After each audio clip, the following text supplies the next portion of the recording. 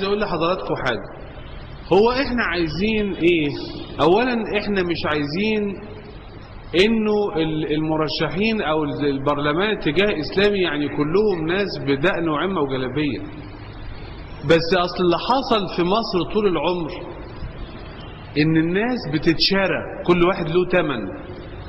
فامريكا والغرب بيقعد يدفع ويلملم ويعمل بحيث انه في الاخر انت محتاج ناس مخلصين معصلجين ما يتباعوش ويتشاروا.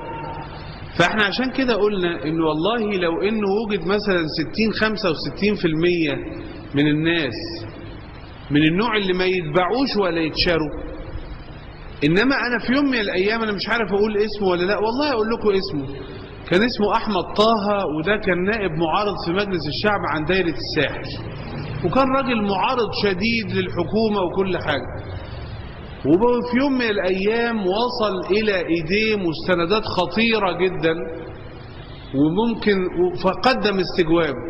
وإذا بنا نفاجأ في مجلس الشعب بأنه هو قايم يقول لقد اخترت أن أكون مع الحق والصواب ضد الفساد والمش عارف إيه، ولكن إذا كنا قد وصلنا اليوم إلى أن التقسيمة اختلفت وإن أصبحت الحكومة ومن معها عايزين يقفوا ضد الرجعيين والمتخلفين والإسلاميين والأصوليين ومن معهم، يبقى اختلفت التركيبة وأنا مع الحكومة وأنا بسحب استجوابي.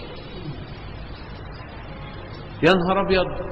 فاللي بيحصل برضو في الاتجاهات السياسية والأحزاب والصحف إن مفيش عنصر الاستقامة، إنه زي ما انتم شايفين دلوقتي يقول لك لحظة واحدة بقى، ده الشعب والديمقراطية هيجيب اللي احنا مش عايزينه، فاحنا عايزين دلوقتي الأوصياء على الشعب هم اللي يفرضوا. ادونا تعهد الأول قبل ما نجري الانتخابات، ادونا مش عارف ايه قبل ما نعمل كذا، مش هنعمل انتخابات إلا لو الدستور اتعمل بالطريقة الفلانية. الله الله الله، امال ايه حكاية الشعب دي؟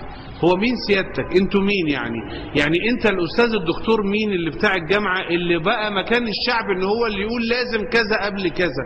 مش في حاجة اسمها شعب ولا لغيته؟ فإذا الفكرة كلها بتدور حوالين كده. لكن الإسلاميين دول أنا مش عايزكم تتصوروا إن هم ما إن يصلوا إلى مجلس الشعب هيبقوا كويسين، هيبقى في منهم أخطاء وجايز يختلفوا مع بعض، ولذلك لازم نختار أهل الرشد والاتزان، الناس المحترمين الحكماء المتزنين، اللي يفهم يعني إيه دولة حديثة، واللي يفهم يعني ايه تطور الزمان والمكان، واللي يعرف الفقه الإسلامي كويس، واللي يعرف يتعامل مع طاقات البشر وعدم الإضرار بيهم. يعني لازم مسألة محتاجة، إنما كلامك مظبوط، لابد محدش يسيب مواقع.